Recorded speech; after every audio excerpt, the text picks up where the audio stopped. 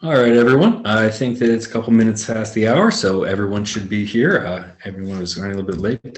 Hopefully, got here.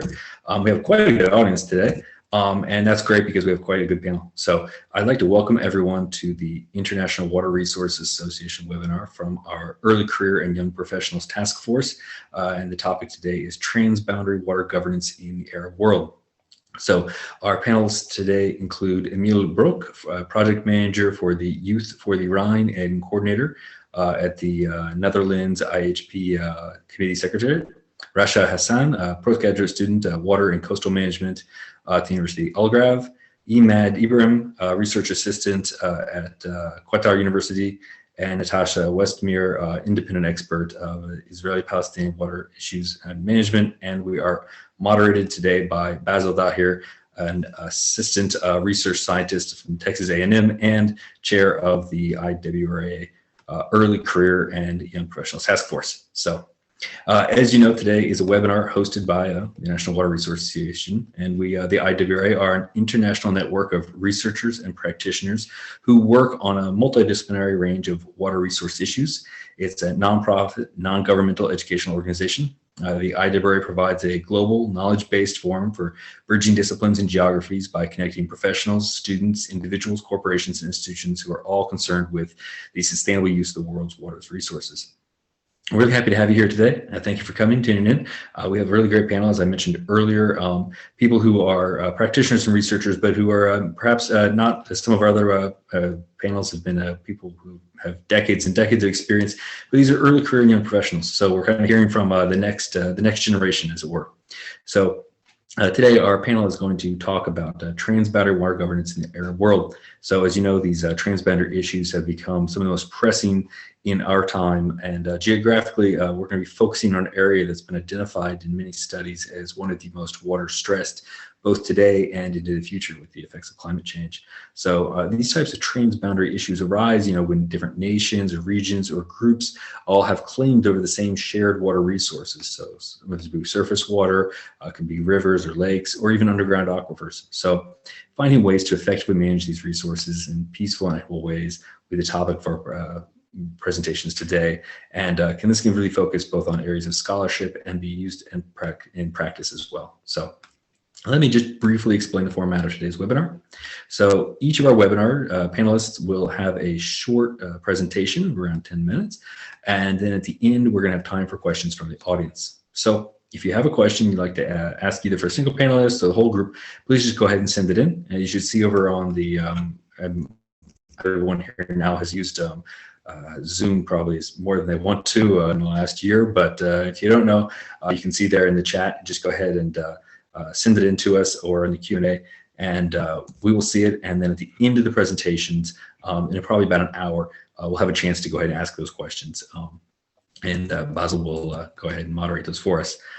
So please, if we understand that if we can't get to every single question today, but go ahead and feel free to contact our panelists. They're all quite friendly folk. So if you have something that you really want to follow up with them about, go ahead and find their internet email address, their work email address, and you go ahead and be in touch with them. And that'd be great. We're also going to present the recording of the webinar as well as the PDFs of the presentations will be available on our website at www.iwra.org. So with that all in mind, I'd like to turn the floor over to our moderator, Basil Dahir. Thanks a lot, Scott, and good morning, good afternoon, everyone, wherever you're joining us from today. We're excited to have you with us on this first webinar for the Early Career and Young Professional webinar series. As Scott mentioned, we have an exciting lineup of speakers today talking about a very timely topic on water governance in the water world. But before we start with our speakers for today, I'd like to introduce to you a bit of background on the Early Career and Young Professionals Task Force, which recently got established. And I would like to take this opportunity to give you some background on that task force and invite you to join if you think this would be of interest to you as well. a bit about the task force. This is one of several task forces at the International Water Resource Association, which is led by the members and for the members. It's one of four newly established task forces, which include water security, water and climate change, and groundwater. When it comes to our objectives as a task force, the five main objectives are to better understand the needs and interests of the early career and young professionals, target and engage early career and young professional members on topics and activities through multiple media forms, provide opportunities for growth, learning, and networking, and create a stronger voice for this community through cross-cutting relationships with different international organizations, as well as increase the membership of this group across all IWRA activities. In terms of our, so we have a core group which has been meeting for the past few months and have drafted a few action items that we'd like to accomplish in the coming 12-month period. First, we're looking to hear more from this community. So we plan to conduct a survey soon to identify areas that this task force could focus on to bring most value to this group. Establish a social media campaign to highlight talents across the early career and young professionals working in the water sector. Start a webinar series, which we're kickstarting today with this first webinar on topics of importance to early career and young professionals. In addition to that, we are looking to establish partnerships with different international young professional organizations, as well as develop different activities including those that are connected with the Congress and other major water activities in the coming year. All with the goal of really trying to increase the membership of early career and young professionals as part of the overall IWRA community and ensure that they are engaged over all of IWRA's activities. So to give you just a brief schematic of the different working groups that are part of this task force. So this task force is meant to be a horizontal task force. We designed it, that is by design. So the four working groups mainly are the social media campaign, the outreach and partnerships, the webinar series, and the mentorship program working group. Each of these working groups has a chair, a co-chair, and several members who are supporting each of these working groups. And to give you a quick idea of the objectives of these working groups and keep those in mind as you think of potentially wanting to engage, support, help lead any of these working groups.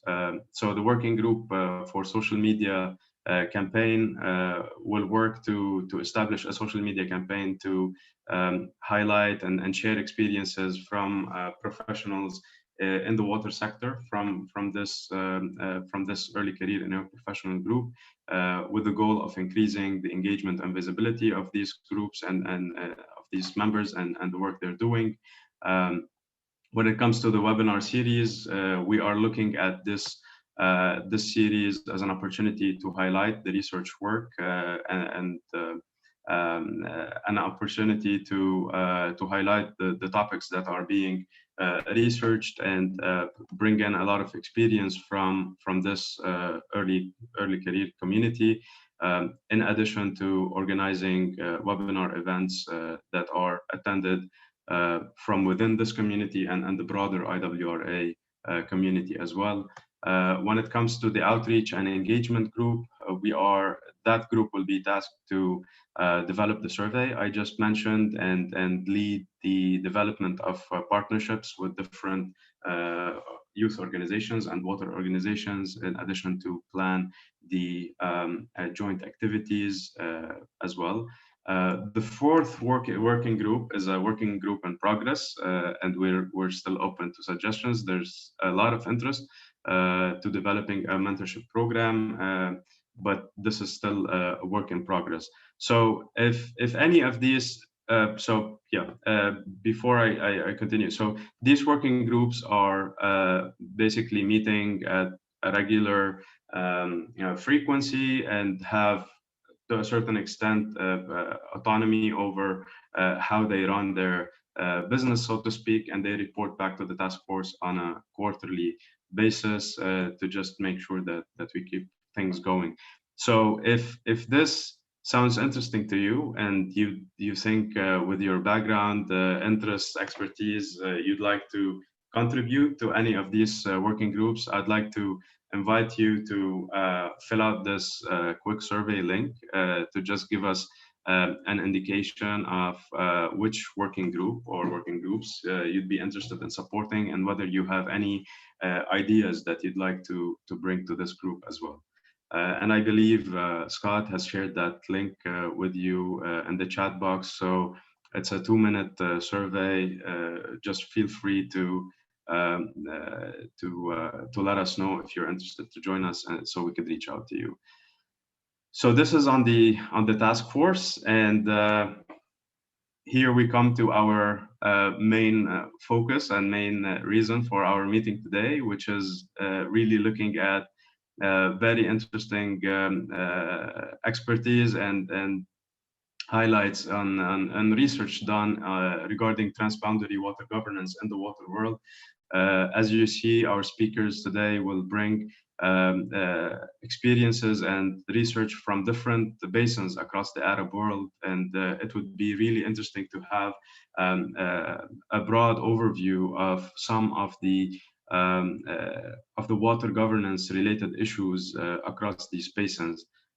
So without further ado, I'd like to introduce Emily Broek, who will focus on the Nile Basin. And the Nile has got bread for everyone, ripening the water conflict through sharing opportunities. Emily, the floor is yours. Yeah, thank you. So I'm going to share my screen and put up the presentation. Great. Okay, and then I'll full screen that. Okay, so hi everyone. First of all, thank you very much for having me here today. I'm very happy to be able to speak. My name is Emily Broek and I live in the Netherlands. I work at IHE Delft.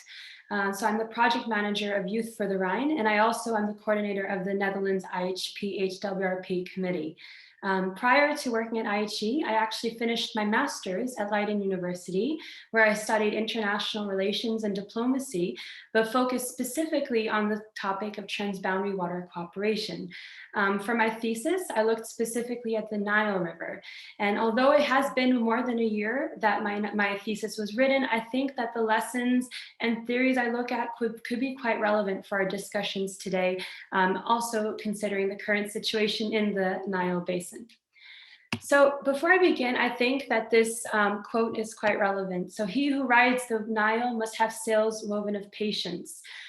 This is very true because we're looking at a transboundary basin that flows through 11 different countries.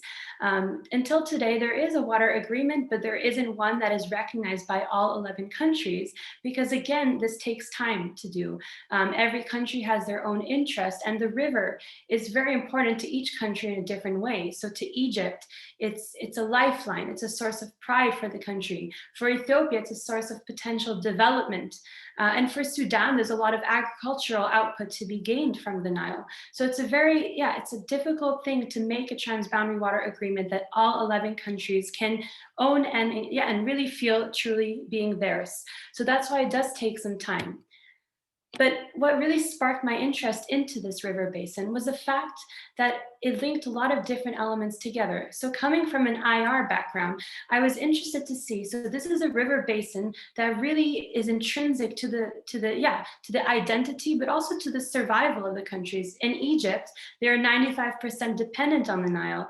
So any change in the allocations or access to water becomes something of national security. So in the Nile, I looked at from an IR background how it becomes an issue of securitization. If you look at the water, energy, food nexus, you can see that they all work together. So if one country gains a bit more of something, the others might gain a bit less of the other, and that causes a securitization spiral, especially when there is no transboundary legal framework to govern the water. It becomes very difficult. So I looked at the case of the Nile. I would think it's a bit of a deviant case because in most transboundary river basins, it is the hydrohegemon, the upstream nation, that kind of controls the most water on the river basin. But in the Nile, it's a little bit different. So the upstream nation is Ethiopia. Ethiopia contributes most of the water to the Nile. However, until now, they have used very little of it for their own national purposes. On the other hand, Egypt is the downstream country, contributes almost nothing to the water, but they use a lot, 95% of the water in Egypt comes from the Nile. So it was a very different kind of hydropolitical playing field, and it sparked my interest. How could this be possible? There was an agreement made in 1959 between the countries, except the problem, I guess the problem today is that the agreement really allocated water only to 2 out of the 11 countries. And that has caused, so Egypt and Sudan, and that has caused continued contestation. And for example, for Ethiopia, who has not used much of the water until now, it caused them to look for more unilateral approaches. So for example, as you may have heard, there is the construction of the GERD dam in Ethiopia. So the 1959 agreement does not give Ethiopia access to water, so it causes unilateral development such as a dam in order to get access to the water. But so I looked at this conflict. So there's not a conflict, outright conflict, but there are tensions between the different countries. It's an environmental dispute that is also amplified by political and economic factors, which I have described. So when this happens, when an environmental conflict is amplified by these factors, 2 things can really happen. One is continued conflict. The conflict will continue to escalate and it could become intractable.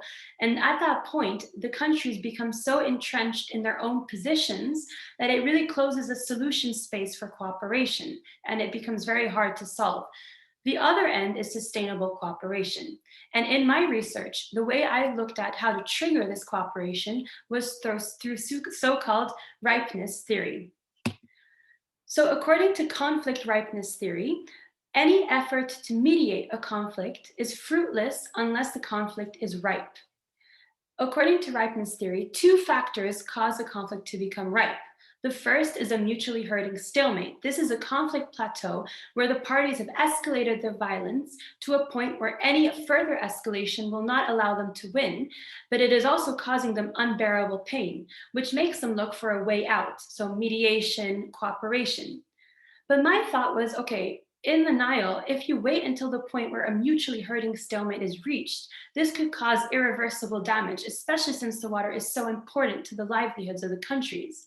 So instead, I looked at another modification of ripeness theory, the mutually enticing opportunity model. I looked for ways to entice the countries to cooperate through so-called enticing opportunities that require all the countries to work together in order to gain in the end. I did this through a congruence analysis as well as a collection and analysis of different semi-structured interviews. And what I found is that although there has been a stable, self-serving stalemate kind of in the Nile for almost a century since the last agreement, I think that there is sort of a verge of disruption. So I would argue that the conflict is not intractable. It is still possible to become ripe. And why is there such a disruption? Well, traditionally, there was quite an asymmetrical power balance on the Nile. As I mentioned, the downstream nation Egypt wielded the most power and access to the water. But since 2011, with the announcement of the GERD, the power field has been leveling. So Ethiopia, through the announcement of this dam, has been getting more power on the regional stage and in the Nile issue. When you complement the issues of climate change, population growth, and increased water demand, these are all pressuring this stalemate to be disrupted, and it causes the countries to look for another alternative. Through my interviews, I looked for, okay, what are these enticing opportunities? So if you look at international relations, there's a theory of liberalism. So every country wants to, of course, fulfill their own interest. But in order to cooperate, then, you need to make them think that cooperation is in their interest. So you need to find sort of mutually enticing opportunities that require all the countries to work together and ensure that they benefit in the end. So one such opportunity was to create a resource basin. There, what you do is you shift the perspective from looking at how to share the water equally and look more at the resources. How can you trade them in an equitable way? How do you shift and open the solution space? So if you think about the basin, there are different ways to cooperate. For example, Ethiopia could trade its hydropower potential. Egypt could trade its financial resources. Sudan has agricultural potential. If, for example, Egypt would trade with Ethiopia and Sudan, it could perhaps become less dependent on the water of the Nile. Different ways to cooperate that can only actually be achieved, though, if the countries work together. Another enticing opportunity was third-party mediation. But however, in my interviews, I found that mediation in this case is the best and most effective if it supports the countries and the locally owned agreement. What it could do in this case would be to support the creation of the perspective of a resource basin, so a more economic perspective on how to trade the resources.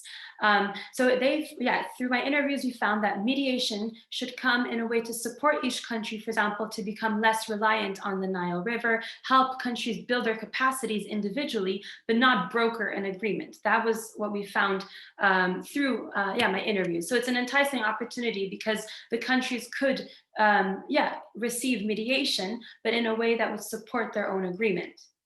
But in the end, I found that although there are ways to kind of make the countries cooperate together and then perhaps ripen the conflict preventatively before a mutually hurting stalemate has been reached, what is lacking is the readiness. So in order to expand on ripeness theory, you look more at the readiness, the individual psychological motivation of every country to cooperate. And what I found through my interviews and my analysis is that in order for the conflict to become ripe and the parties to commit to cooperation, they must also believe that there is a light at the end of the tunnel. So if they commit to the cooperation, that it will lead to something better in the end. There must be an optimism and also a trust in the process. And at the end of the day, of course, every country has their own issues, and the Nile is very important, and it has, as I argued in the beginning, it is a bit securitized in a way. So in order to really make the Nile, ready and ripe for cooperation, it's also important to form individual perceptions of readiness to commit. So although, the Nile is not at a moment of ripeness yet, it could approach one by creating the perception of a resource basin and inciting the countries to cooperate in the perception that if they cooperate, they will gain more. But it still lacks the political and individual willingness on the side of each country to commit to this cooperation. So that's what I've kind of found. And then, of course, if we look at what's going on today, there are tripartite talks being held that are still, maybe have not led to an agreement, but we see that perhaps if the stalemate is being disrupted and the countries are looking to cooperate. So perhaps the moment is getting ripe. And as Haile Selassie said, the Nile has got bread for everyone. There would be the possibility to create a resource basin, but the importance is really to get the perception that this is in the best interest of every country. So thank you very much. Thank you for the time. Thank you. Thank you, Emily, for such an insightful and interesting presentation. It's really interesting to see challenges in the Nile Basin in the context of ripeness theory and looking at how we could use that to work towards a sustainable cooperation between countries. With that, I'd like to move to our next speaker today. We have Rasha Hassan, who is a PhD candidate in natural systems and global change at the University of Barcelona, who's going to talk about the Euphrates River. The floor is yours, Rasha. Thank you so much. Hi, everyone. My name is Rasha Hassan. I'm a PhD candidate at University of Barcelona. My background is civil engineering, and I have 2 masters in water management. The latest one is water and coastal management, Erasmus Mentos joint master program. I am working with Basil in the as a chair of the Outreach and Partnership Working Group at the Early Career and Young Professional Task Force. I am also a member of the Groundwater Group at IWRA. I would like to thank everyone for being here, and also a big thanks to IWRA for having us today. And I hope my screen is, sorry.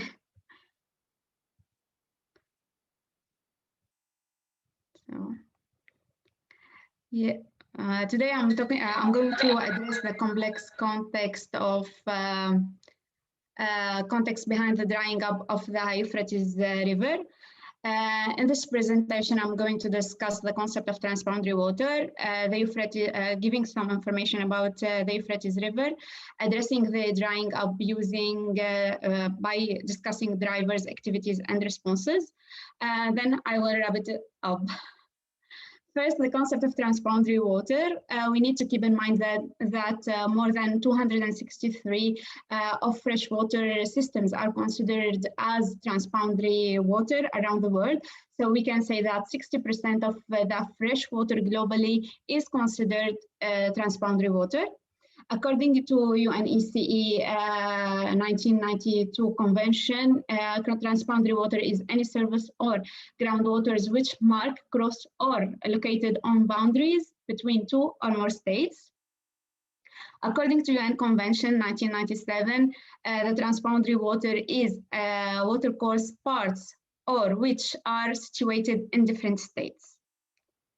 The Euphrates River is located in the Middle East. So the Euphrates River flows down from the mountainous areas in the estuarine northern parts of Turkey, then cross Syria as a midstream state, then to Iraq, where it joins Tigris and Shatt al-Arab, then Bur in the Persian Gulf. This river supports more than 23 million people in these three riparian countries. It is considered the longest river in the Western Asia, with a total length around 2,790 kilometers, which is distributed by 33% for Turkey, 24% for Syria, and 43% to Iraq. The hydro diplomacy in the Euphrates Basin is complex. Regarding the agreements in the basin, there is no effective multilateral agreements about cooperation between the three riparian countries. There was one which is called the 1980 protocol, but unfortunately is no longer valid. There is also two bilateral agreements between Syria and Turkey, Syria and Iraq, and also both of them are no longer valid. Regarding the water data sets in the basin, we need to understand that this region is well known to not have a transparent water data set, and also the ability to access this data set is very limited. On the other hand, the data set in this basin is considered somehow unreliable because it is not collected regularly. While the flow of Euphrates is showing a negative trend of decreasing mean annual flow due to the natural and man-made reasons, the political instability and inefficiency in the Middle East is also contributing to the decline of the Euphrates River due to the lack of cooperation and the destruction of infrastructures. As you know, both Syria and Iraq are suffering from war. Also, Euphrates may diminish by 30% in 2100 due to climate change only. So we will address the drying up by using the drivers, the activities, the state, and the required responses. These four items are a part of DAPSI-1, which is a socio-ecological assessment that is used to assess and to create a management plan for policymakers. So first, let's start by talking about the drivers behind the drying up for Euphrates. The quest for water, we need to, what does it mean? We need to understand that we have a concept that is called water stress level, which is identified by freshwater withdrawal as a proportion of available freshwater resources. Turkey has a low water stress level, while Syria and Iraq scored more above 0.9, which means that these both countries are so water stressed. Also, we need to keep in mind that Syria, that Euphrates accounts for 70% of Syria freshwater and 45% for Iraq freshwater. The second concept of the quest for the water is water dependency ratio, which means the percent of total renewable water resources originated outside the country. We need to keep in mind that Syria scored 75%, which means that Syria rely heavily on the transboundary water, and Euphrates accounts for 50% of Syria transboundary water. The second driver behind the drying up of Euphrates is the quest for food. The quest for food, the three riparian countries are trying to fulfill this driver due to the population growth rate. Turkey has a minimum rate of growth, which is 1.6, while Syria and Iraq has a very high rate of growth, which is 3.7%. This environment pressures the resources that are different resources in the basin, including the water. Also, the economic development. This driver is like we have Turkey. Turkey is linked particularly to Turkey because Turkey is considered the largest and most powerful between the three riparian. Turkey economy is considered the largest and most powerful between the three riparian countries. So this economic development is demanding for more water. So Turkey is trying to adapt to this reality by building the Gabo project. The Gabo project is located, as we can see by on the map, at the near the Syrian border. This GAP project has around 50 dams that are decided to be built on the Euphrates and its tributaries to cover the increasing demand of water. Unfortunately, due to the building of this project, the researchers found that there is a significant decline in the flow of Euphrates. Then we have this indirect driver, which is climate change. This basin of the Euphrates Basin is considered as an arid area. Both Syria and Iraq are mainly threatened by climate change, specifically by prolonged droughts. This concept of decreasing precipitation and rising temperatures are reflecting negatively on Euphrates discharge. We need to understand that Euphrates and its tributaries are highly sensitive to climate change because they depend on precipitation and mainly on snow. Euphrates main annual flow shows decreasing a trend compatible with the prolonged droughts sequences in Syria and Iraq. This reality emphasizes the importance of accelerating climate adaptation and water adaptation in this region. Let's move to the activities that are linked to the drying up. And first is the hydro engineering projects. The excessive damming and water regulation and obstruction in 3 riparian countries have affected Euphrates that shrunk in all monitoring stations since 1973. Also, we have the irrigation projects, keeping in mind that the 3 countries depend heavily on the agricultural sector. And in Iraq and Syria, they depend on cotton, mainly on cotton, which is a very a highly water-intensive crop. 70 to 80% of the water of Euphrates water is used in agriculture in the 3 riparian countries. On the other hand, the irrigation technologies are old and also a major cause for water loss due to its efficiency and increasing evaporation due to climate change. So we have to keep in mind this reality. Then we have water supply and allocation. Water allocation per capita, Turkey has the highest rate between the 3 countries with 2002 and 2020. What is the current state of the Euphrates now? First, we have changes in the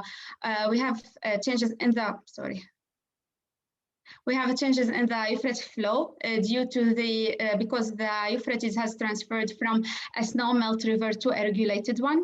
The second thing is the degradation of water quality due to the diffuse and point pollution mainly along the basin. This phenomenon is mainly noticed in Syria and in Iraq due to the lack of infrastructures. The third one is the degradation of the environment. Degradation of the delta of Shatt al-Arab, then drying up of Iraq's wetlands and marshlands.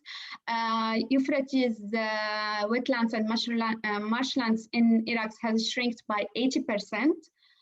Then we have land degradation, which refers to the degradation of the fertility of the lands across the basin. The last one is the variation of the environmental flows of Euphrates. This means that Euphrates is a capability to provide its ecosystems to the 3 countries is decreasing, and the environmental flows are increasing. So what we can do to enhance this reality? First, we need to have a strategic water management, but first we need to start from each riparian country, so we need to look at it from a national perspective. Rehabilitation of infrastructures to decrease the leakages and pollution of Euphrates water, and this is mainly in Syria and Iraq. Also creating strong water institutions to provide clarity about data and coordination between the various stakeholders within the same country. Also promote the stakeholders' role to improve the water resources health. These stakeholders starts from the bottom up, like farmers, fishermen. Also, this will require a lot of money and a lot of time and a lot of support to Syria and Iraq. The third one, the second required measure is social response. We need to change the mindset in the 3 riparian countries. We need to raise awareness about the importance of control the population number and the importance of raise awareness about the water demand and how it is linked to the population number in the 3 countries. We need to keep in mind that to support Syria and Iraq to encourage farmers and people of rural areas to go back to their homes in those rural areas and stay in their homes, so we can decrease the pressures on the urban areas. The third measure is developing responses by creating joint mechanisms and institutions, by establishing a binding authority to manage the basin and create a data bank, which includes reliable climatological, hydrological, geological, environmental, and social data to be used by researchers and decision makers. We need to start restoring the Iraqis' wetland and marshland due to their importance. Also, a hidden aspect that not a lot of people think about except researchers is the groundwater. We need to start managing groundwater, and we need to see the unseen scene. So, let's conclude. We need to keep in mind that Euphrates is the source of prosperity in the region since the beginning of time. This drying up phenomena is a catastrophe that threatens Syria and Iraq mainly.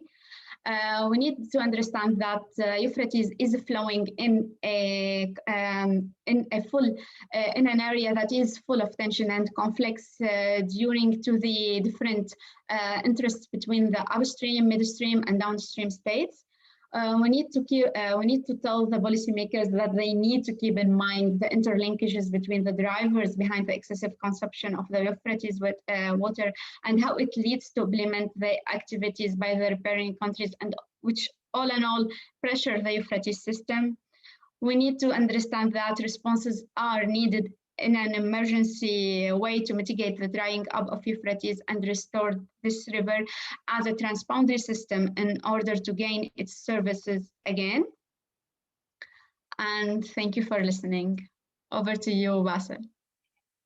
Thank you very much, Rasha, for, again, another insightful presentation. And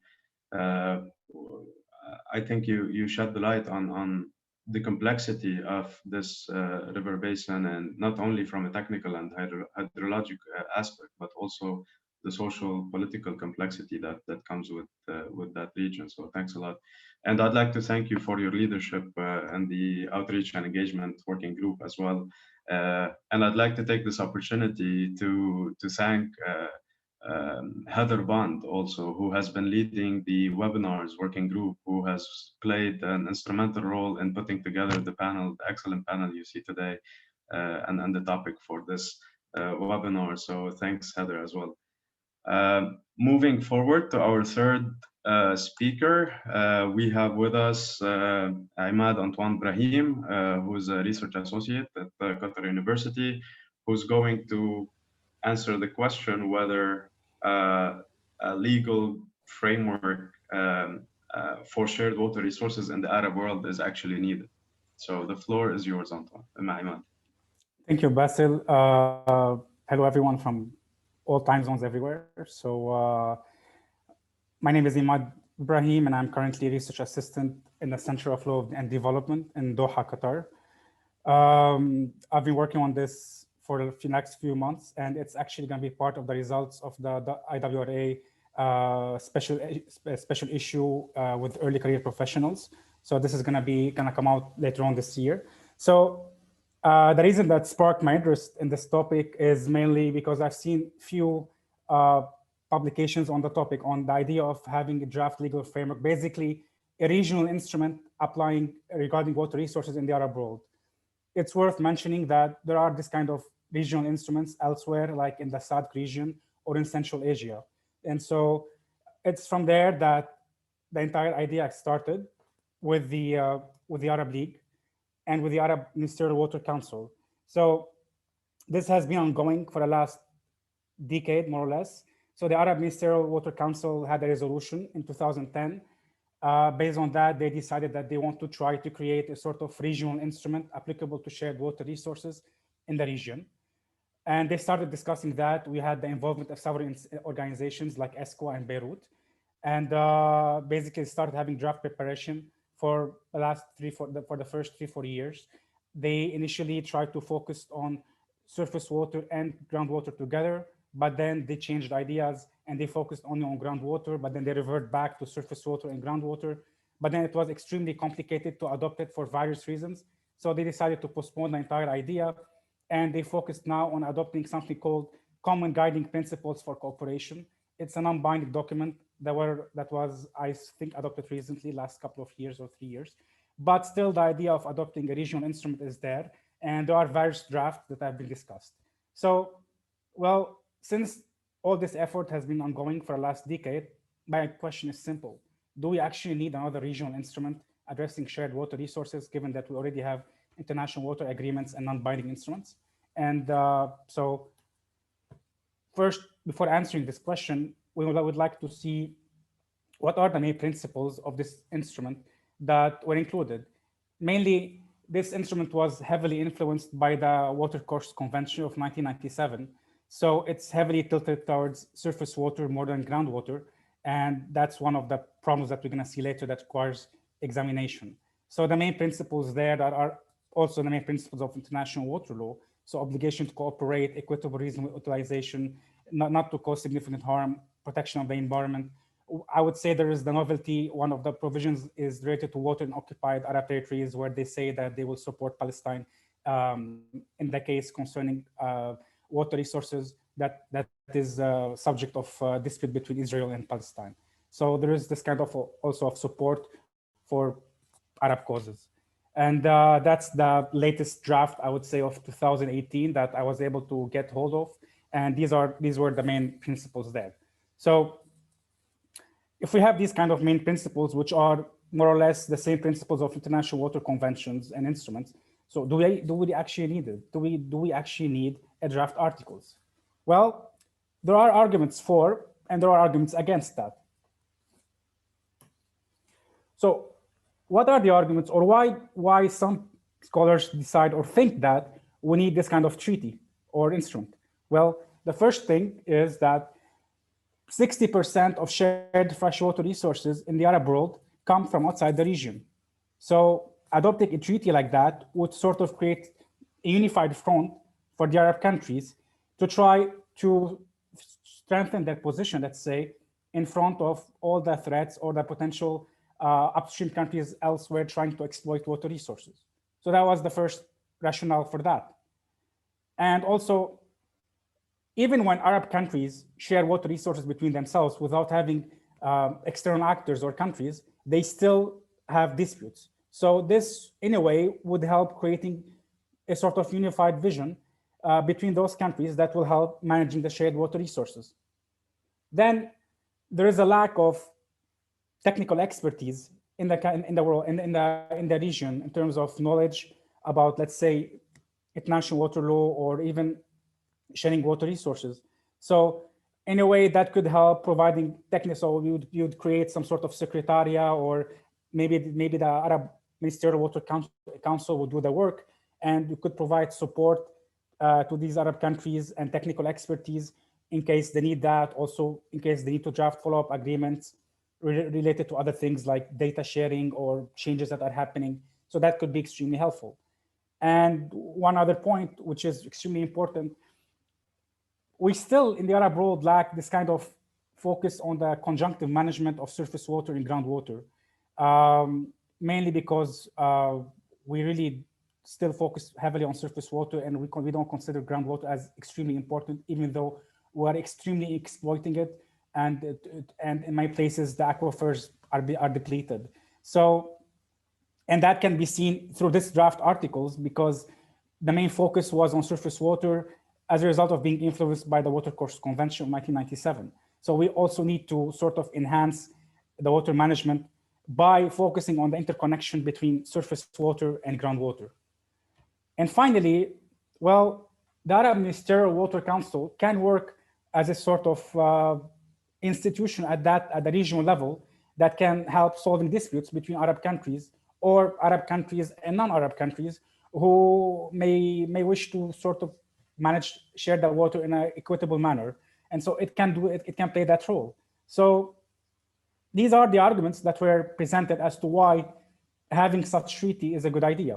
Now, there is the counterpoint as to why it's not a good idea.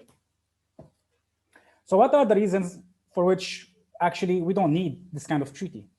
Well, more than 50% or 50% of shared freshwater resources in the region come from outside the region. So if you adopt a convention addressing water resources in the region, well, the 50% of that water resources will not be actually dealt with, because the countries that share, external countries or non-Arab countries that share water resources with Arab countries will never agree to settle any kind of dispute on the basis of a draft Arab Water Convention or be subject to the Arab Ministerial Water Council in any way. And so in that sense, it doesn't sound like a good idea to establish this kind of treaty, because more than 50% of the water resources will not be covered by it. Then, in many cases in the region, we still had, when Arab countries shared the same water resources, they still had disputes, and they still had different interests, and they were not able to share the water resources in an equitable manner. Examples include the water shared between Syria and Iraq for what comes to the dam building, which was not fruitful there. So it's not clear how establishing a new draft articles will actually help solving these problems if Arab countries are still having different interests. So these are the first couple of two. Then, well, we have international water conventions. We have the Watercourse Convention of 1997. We have the Helsinki Convention of 1992. And we also have the draft articles of 2008, which is not binding yet. So, and many Arab countries are party to the 1997 Watercourse Convention, and they started their the procedure to becoming party to the UNECE Water Convention as well. So in this case, why do we actually need a new regional agreement? So if the same principles are there within international water conventions, they could be settled based on that. So that's another argument as to why we don't actually need a treaty. Then the current provision of the draft article is incomplete or are incomplete, basically because it was influenced by the Watercourse Convention of 1997.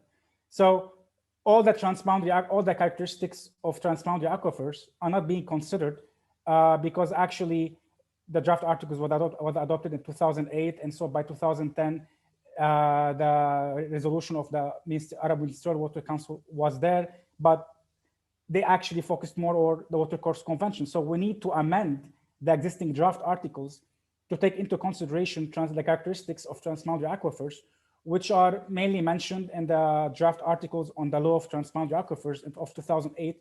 And maybe there is also the model provisions of 2014 of the UNECE Water Convention, which also took into consideration transboundary aquifers.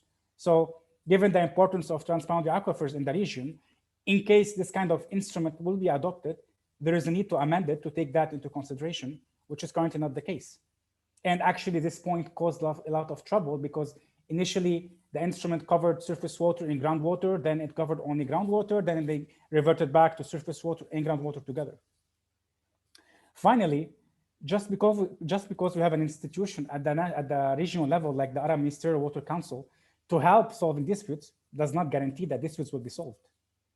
And so it's not clear whether having this kind of institution there would actually play a good role in that. So this was the analysis done in terms of, okay, these are the factors that favor the establishment of this kind of treaty, and these are the factors that are not in favor of doing so. So based on that, I came up with 3 recommendations that could be used in case to establish this kind of draft articles. So what are the recommendations? Well, to be effective, and in case there is the need to adopt this kind of draft articles, the scope of this instrument should only be applicable to shared water resources between Arab countries. It should exclude any transboundary basin that includes countries that are not Arab. Why? Because they will never accept to be subject to this kind of draft articles, and they will always refer to international water law, or they will ask the development of basin-specific agreements, like at the Nile, when it comes to the Nile River Basin. Even if Egypt and Sudan are there, the rest of the countries will never accept to be part or to be subject to this kind of convention. So they will either ask for a basin-specific agreement or try to refer back to international water law. So in order to ensure the effectiveness of this instrument, we have to make sure that its scope only covers shared water basins between Arab countries. So that's the first recommendation. Then, even though there is, so I did not mention that earlier, the number of shared surface resources that are shared between Arab countries is much less than shared transboundary aquifers. So that's why from there was an inclination initially from the Arab Ministerial Water Council to focus only on groundwater. But I still think that despite the limited number of shared basins between only Arab countries, surface water resources should still be included within the instrument, even though the number of basins, these basins are still less than transboundary aquifers, because these shared basins still requires management, and I think having sort of higher authority that helps with that could be helpful. Finally, given that the focus of this instrument was on shared surface water resources influenced by the Watercourse Convention of 1997, we need to amend it. We need to amend the instrument to take into consideration the characteristics of transboundary aquifers, since transboundary aquifers are invisible, they can be easily polluted. It's much more difficult to clean them than to clean surface water and all the other characteristics that we all know about. So in case this instrument, since this instrument will be adopted, it has to be amended to take into consideration the characteristics of transboundary aquifers. So we have this instrument there. It includes all the principles of international water law and specific principles related to the region. And then there was arguments, pros and cons of establishing this kind of instrument. And in my case, I think that despite all these, this kind of instrument could be a good idea because we had similar instruments in other places like in the SADC region or in Central Asia. So this instrument can be only effective if these kind of recommendations are taken into consideration. Otherwise, it will be another instrument adopted and without actual effective force. So that's more or less the presentation, and thank you for listening. Thank you very much, Ahmed, for giving us this overview on some of the challenges and recommendations for having an effective instrument such as Draft Arab Water Convention. And I've been seeing a lot of very interesting questions also, which we'll go over soon after we hear from our last speaker today, Natasha Westheimer, who's going to talk about a case study from Jordan, Israel, and Palestine in the context of water diplomacy in this river basin. The floor is yours, Natasha. Thanks, Basil. Hi, everyone. My name is Natasha Westheimer. I am currently based in Jerusalem. I've been working in this region for about 7 years on transboundary water management, on water access and water rights, and I have a master's in water from the University of Oxford. I've most recently been working at the Office of the Quartet, which is a UN agency that supports Palestinian institutional development, and I was on the water team there. And I'll be presenting today a presentation that is ask the question, what does water diplomacy look like in the absence of a formal river basin organization? This is based on a chapter that I co-authored with Dr. Samar Talozi, based in Jordan, for a book that was released about a month ago on river basin organizations and water diplomacy. The book talks about 4 different types of water diplomacy: legal, institutional, technical, and strategic planning. So in today's presentation, I'll provide a brief overview of the Lower Jordan River as the basin that we're focusing on in this chapter, talk about the 4 different pathways of water diplomacy, and conclude on our recommendations. So the Jordan River Basin is a huge river basin. It includes riparians from Jordan, Palestine, Israel, Syria, and Lebanon.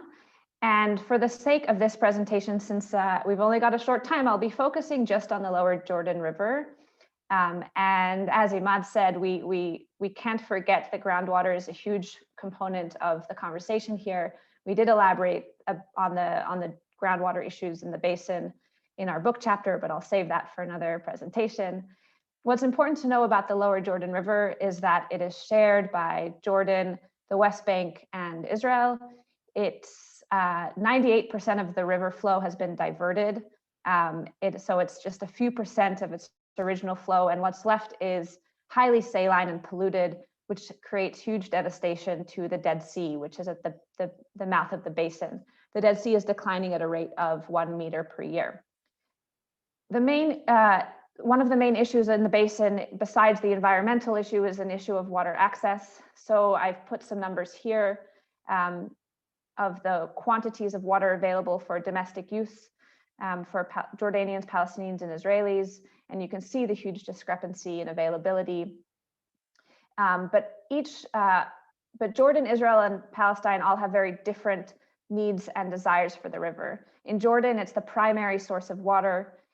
For Israel, it's not necessarily about the river itself, but more about the hydraulic projects that it creates in terms of its economic and water economies.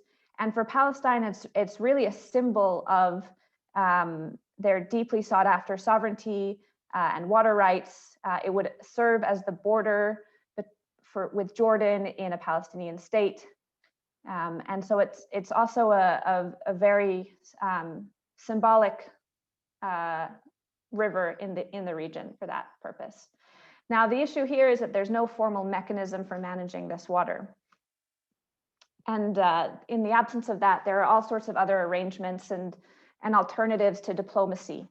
And the first is the legal framework. So as I said, there's no multilateral legal agreement. There are bilateral legal agreements. So the first is the peace treaty between Israel and Jordan from 1994. And while the treaty succeeded in preventing military conflict over water, it's failed to preserve the river, and it's of course failed to ensure equitable water access and sustainable management of the basin. What's interesting is that since the signing of the agreement, the quantity and quality of water in the lower Jordan River has deteriorated at a higher rate than before the treaty was signed. This is due to increased river access by both countries. The other major issue with the treaty is that it does not have Palestine as a partner to the agreement, therefore excludes Palestine from having rights to the river. And there is a legal agreement between Israel and the Palestinian Authority from 1995, the Oslo Accords. It's primarily focusing on groundwater. And in fact, there is no specifications on Palestine's rights to the Jordan River in this agreement. And the Oslo Accords is a subject in and of itself, so I won't spend too much time here. The main issue is that for Palestinians, the lack of any legal instrument has resulted in taking alternative means to try to secure water rights.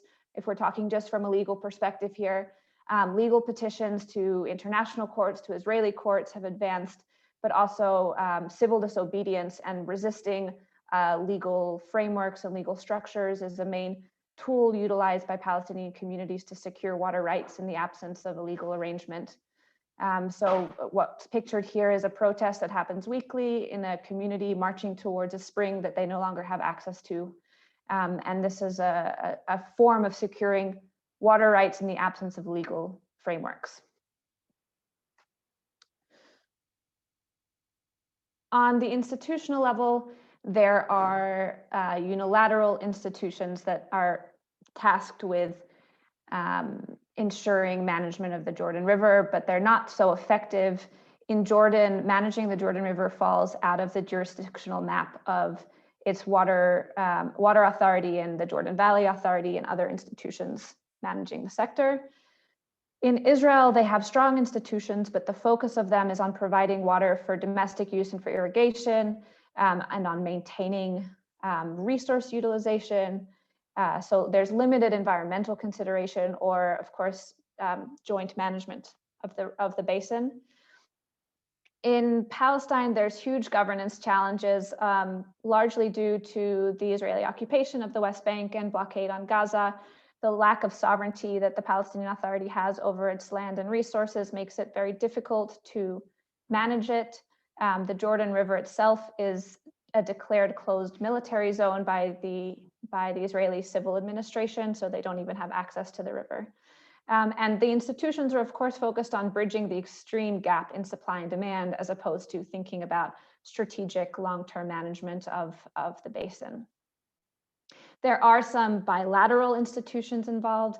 There's the Israeli-Jordanian Joint Water Committee, which was formed after the peace treaty was signed. Most of the conversations are quite secretive. The Israeli-Palestinian Joint Water Committee also exists. It's a platform that mainly enables Palestinian water projects to get approved in the West Bank. Of course, then Israel's veto power here limits Palestinian ability to advance its water projects in the area. And both of these institutions are quite subject to the political relationships.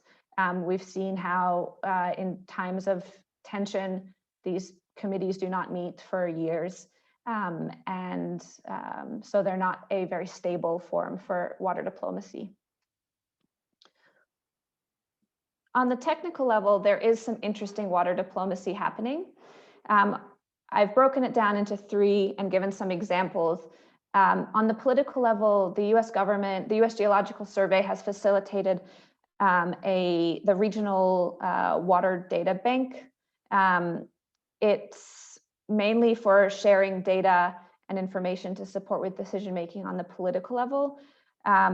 This is, again, something that happens quite secretively, and not a lot is so published on this. But what we do know is that it is also subject to political shifts and policy shifts. So with the Trump administration, support for the Palestinian Authority was withdrawn in 2018. And as such, it's the US government's involvement in water diplomacy has been limited in the region. On the academic level, there's also some interesting work going on.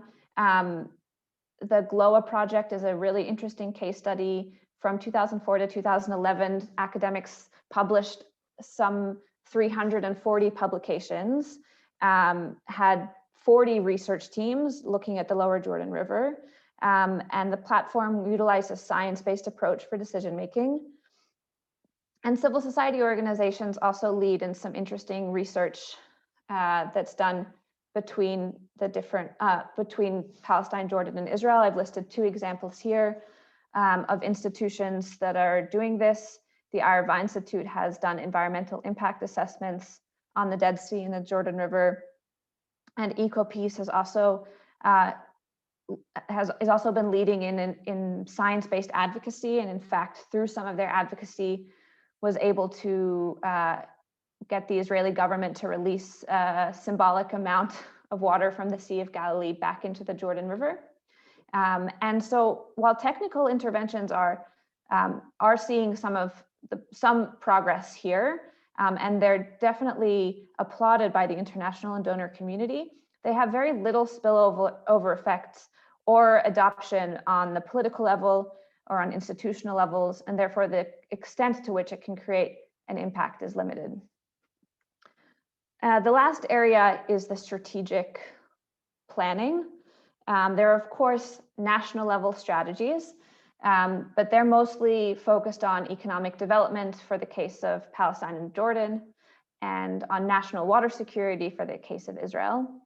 And there's also one regional project that is within this strategic planning pool of diplomacy, and that's the Red Sea, Dead Sea project. And I've included a map of this here.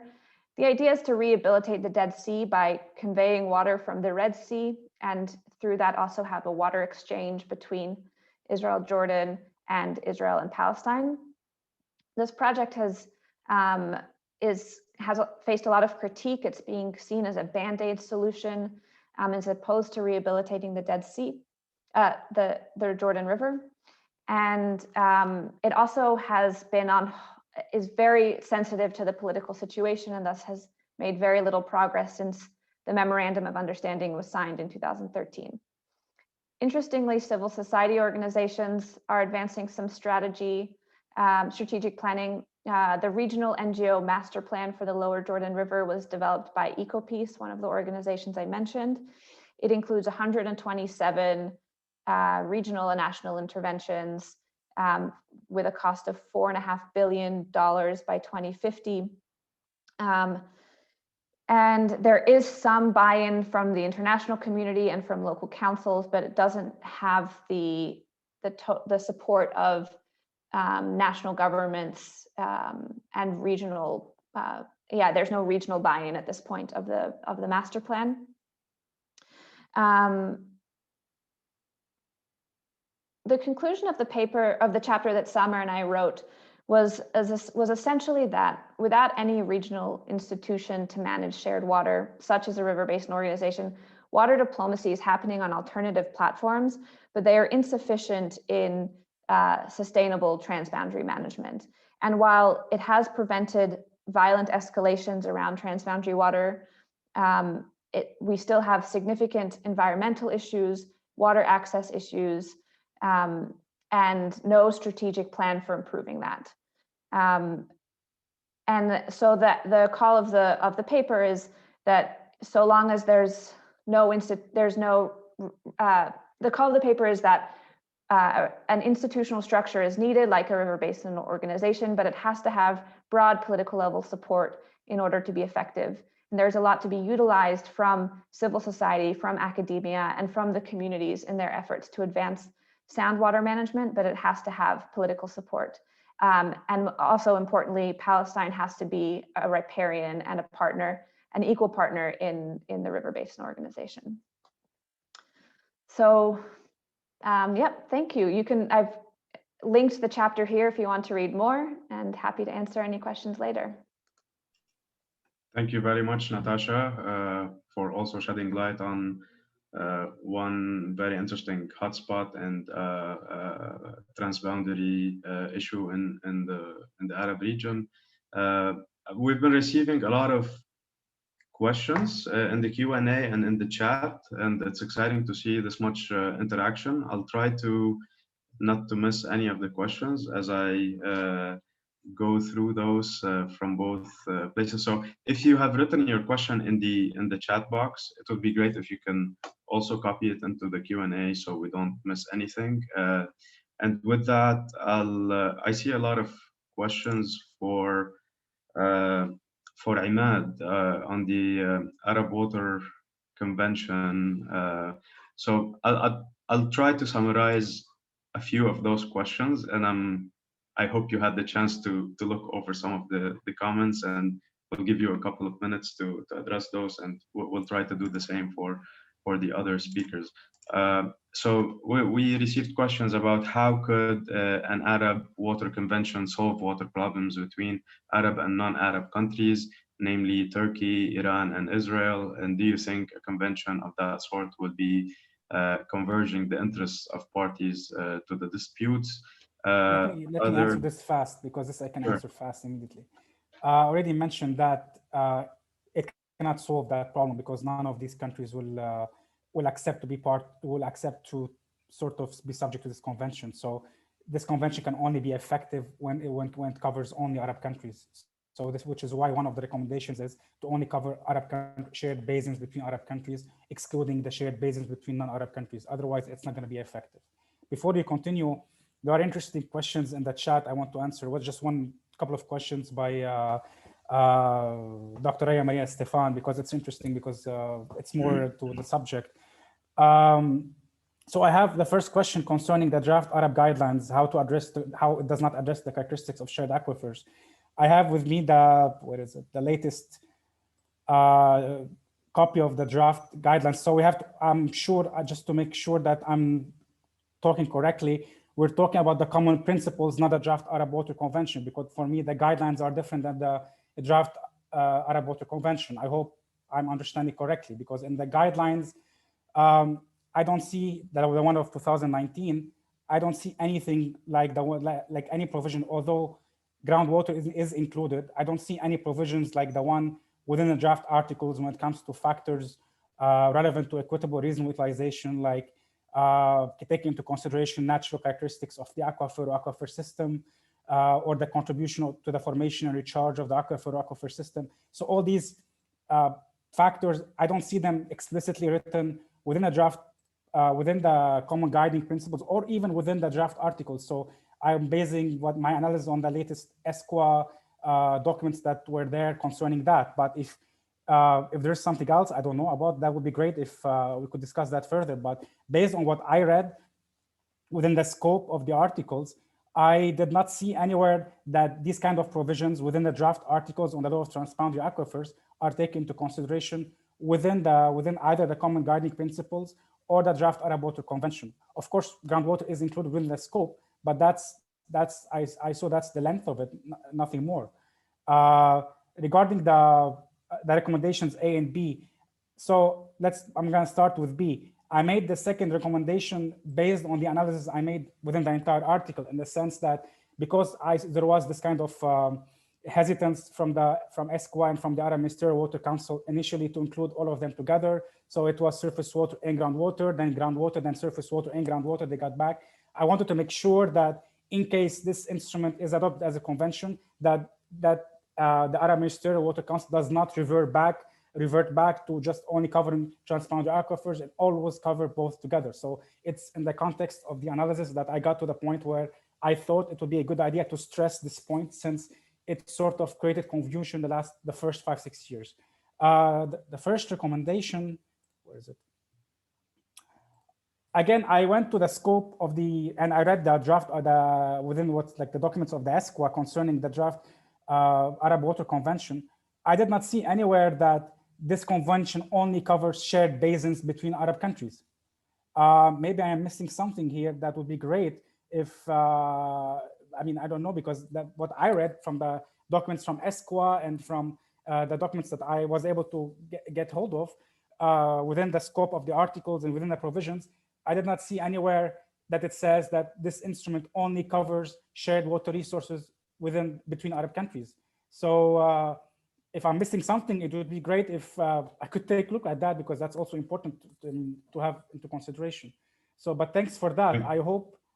So one more regarding the recommendation number C. Again, when reading the scope and the different principles and the provisions of the draft articles, I did not see similar reasoning when it comes to the draft articles on the law of transboundary aquifers concerning, for instance, the factors of transboundary aquifers, be it, let's say, the formation and recharge of aquifer or natural characteristics of the aquifer systems, and many others. So I did not see that. And it's based on that I decided to say, okay, maybe it's good to amend the draft articles to take that into consideration. But that's from where the reasoning came from. I hope I answered the questions, and I hope, I don't know if like to follow up on that, because I'm interested to have like further this conversation. Thank you very much, Ahmad, for elaborating on this question. And I think Raya is satisfied. She said, "Thanks for clarifying your recommendation." So you might want to take this offline if you'd like to continue the conversation. Sure. I also see another question for Russia here, also from Sayed, who's asking whether. So the problems that you are talking about also affect Iran on the east side of the river. So in the northwest of Iran, Lake Urmia is also facing drought, and the southwest, the very fertile province of Khuzestan and neighboring areas. So he's asking whether there are any engagements with that side as well. I think we need to start paying attention to separate between Euphrates and Tigris, because all of the studies are looking at them as one system, but they are not one system. They are two systems, and they are two different systems. So in my point of view, we need to start changing our perspective toward Euphrates and Tigris, and start looking at them at two different systems. Unfortunately, Iran is not a part of the Euphrates Basin, so I can't reply for his question at all. I'm sorry. Thank you, Rasha. I also see a question for Natasha from Doris saying, "I'm surprised that the peace agreement made things worse. Does the agreement not outline the mechanisms for sustainable water management, or it is because of the tragedy of the commons?" It's a great question. I think with any peace agreement, it's a matter of implementation. So the treaty specifies all sorts of management arrangements and environmental measures to ensure sustainable management. But in reality, its implementation is limited largely due to the political buy-in of the institutional arrangements themselves. So the Joint Water Committee, as I said, between Israel and Jordan is highly subject to the political situation and between Israel and Jordan. And in the last few years, that's been quite fraught. So it limits the ability to actually fulfill that mandate. Meanwhile, the reality is Israel and Jordan have their own national interests, and that takes priority. And so with that, the unilateral decisions to divert and to utilize water at the expense of the basin is what we're seeing. Thank you, Natasha. Another question for Emily, perhaps going back to ripeness theory that you discussed, and perhaps if you can reflect a bit in the context of the Nile Basin and your experience there about the effectiveness of bilateral versus multilateral negotiations and agreements with the lens of the ripeness theory that you discussed. Yeah, sure. So I think, yeah, it's a good question. So in terms of, first of all, the effectiveness of ripeness theory, I do want to say that my approach was quite novel in the sense that this theory has always been used for ground kind of based conflict. So when I chose to look at in a water basin, it was a new way to look at it. And I think that, because I think there was a question, is it effective? I think it is effective because it's a new way to look at this kind of conflict. And it can be used, I think someone mentioned that they were looking at this in their own studies, they could see parallels. It can be used because if we say that conflict mediation is fruitless until a moment is ripe, it's interesting to see how can it work in the Transboundary Basin. And then your question, yeah, so we're looking at the Nile River Basin. I think a lot of the times also, if we do create a resource basin and we do find ways to create a transboundary agreement, of course, that doesn't take away the fact that every country still has their own interest and they have their own, interest to solve. So if we look at a transboundary agreement, I think that, of course, all the countries should be on board on that. All countries should cooperate and see an incentive. Again, looking to the liberalist theory, everyone should have an incentive to cooperate, otherwise it will not work. But sometimes bilateral negotiations, of course, are needed. We see, especially when we talk about the Nile, it's 11 countries, but we mostly look at, of course, Ethiopia, Sudan, and Egypt, which are the main players in the discussion. And of course, the countries, they each have their own tensions between each other. So it's of course very important when you make a transboundary agreement to look at those tensions and then to understand based on those, how can you find something, an incentive that will draw every country together and still make it seem as though it's in their own interest to do so, rather than, for example, make a unilateral move such as Ethiopia, who had to, create a dam because there were no allocations for it in the existing agreement. So it's, I would recommend, if you're looking at transboundary water, maybe look at conflict ripeness theory. It's something new and hasn't really been looked at in terms of the water sector. So yeah, thank you. Thank you, Amelie. Another quick question for Rasha regarding the effectiveness of looking at the Euphrates Tigris system as a whole, as opposed to just looking at the Euphrates in order to have a better, effective, integrated water resource management. Your thoughts on that? I think the cooperation between the states is so complicated. So when you increase the number of states that are involved in the discussion, it's going to be more complicated, and you will have a lot of different interests in the discourse. So I think that also, if you want to look at the environmental part of aspect of the story, we need to understand that each river provides its own ecosystem services. So we need to know that each river has its own needs and its own services to provide. So if we are going to merge the two rivers in one system, is not going to be fair for the rivers, first for the people, and also it's going to add more complexity to the states themselves. Thank you, Rasha. I'm seeing also more questions for Imad. I don't know if you see the question from Fatin. She has two questions, one about whether the 5 arguments for establishing such a treaty are also applicable to other agreements that are less top-down and that incorporate non-traditional actors. And the other part of her question is whether, what do you think of the idea of having a flexible and open-ended negotiations as part of such a framework? Okay, so let's start with the first question. Adopting unified front.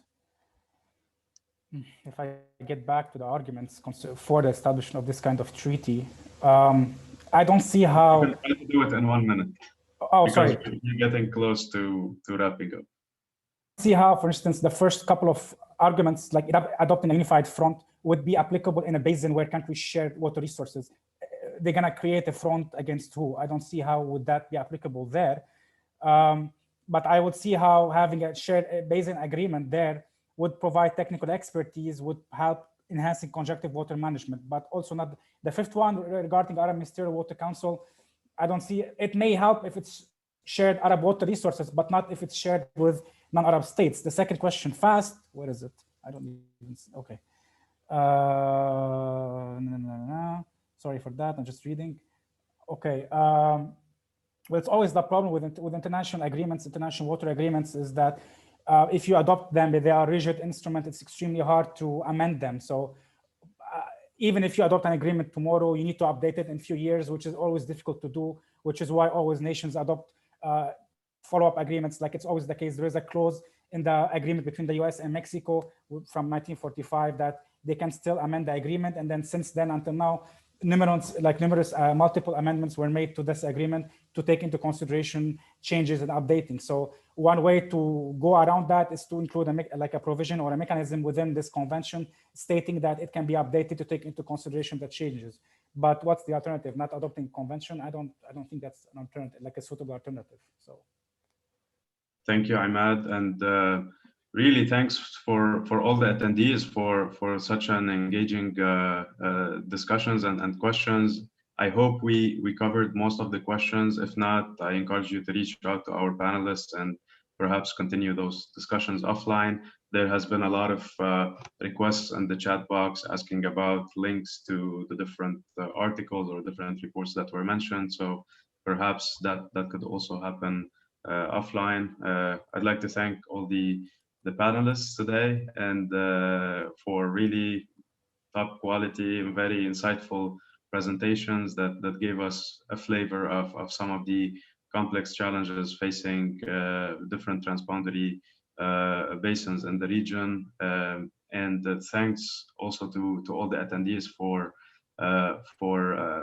staying with us throughout this webinar and for all the engagement and discussion throughout the Q&A section. And I hope this will be one of many webinars as part of the Early Career and Young Professional series. And with that, I'll go back to Scott for some final remarks. Well, thank you so much, Basil, for your great moderating. We really appreciate that. You did a great job. So I'd like to thank everyone on the panel. So a big thank you to Emile Broek, project manager for the youth of for the Rhine and coordinator at the Netherlands IHP Committee Secretariat, Rasha Hassan, a postgraduate student, water and coastal management at the University of Algarve, Imad Ibrahim, research assistant at the Qatar University, Tasha Westmere, independent expert at Israeli-Palestinian water management, and of course Basil Dahir, our great moderator, assistant research scientist at Texas A&M. So just to remind everybody, I know it's come up several times there in the chat, and it's always in a popular question, is the recordings going to be made available? Of course there will be. They're available on our website, www.iwra.org. Give us a few days, we'll have them up there as soon as we can. We'll also have copies of the presentations, certainly not all the papers and all the research, but the presentations themselves will be available on our website as well. Scott, just one question. Can our emails be shared with everybody? So in case somebody has questions or follow-up, they can do that? Absolutely. Feel free to type it right there in the chat. Not responsible for all the email that will be coming your way, but good luck. In any case, no, I think you raised a great point there. And if anyone does have all these questions, I know Basil mentioned it, but anyone has questions or any follow-up or thoughts, feel free to reach out to our panelists. They're very friendly folk, and either on Twitter or social media of any sort, and be in touch with them, and you can follow up with your questions there. So, and please follow up with us at the, IWRA is on Twitter. We're on social media, so give us a follow, give us a retweet if you can. I know we'd appreciate it. And if you found any of these, I hope that everyone here, we have a great group of young professionals. So I hope this all give you the insights in your work, with the panelists and our audience, give you some material to think about, and hopefully you can kind of reach out and build networks this way. So I want to remind you again that this webinar was brought to you by the International Water Resources Association. We're an this year will be 50 years old. We're almost there, almost to our anniversary. Nonprofit, non-governmental educational organization. And we focus on bridging disciplines and geographies and connecting professionals, students, individuals, corporations, and institutions who are all concerned with the sustainable use of the world's water resources. So if you're interested in knowing more about the association or becoming a member, please go to www.iwra.org. So on behalf of the whole IWRA office, thank you for coming today and viewing the webinar. Thanks. Thank you, everybody. Thank you. Bye. Thank Thank you. you. Have a nice day. Thanks. Bye. Bye. Bye.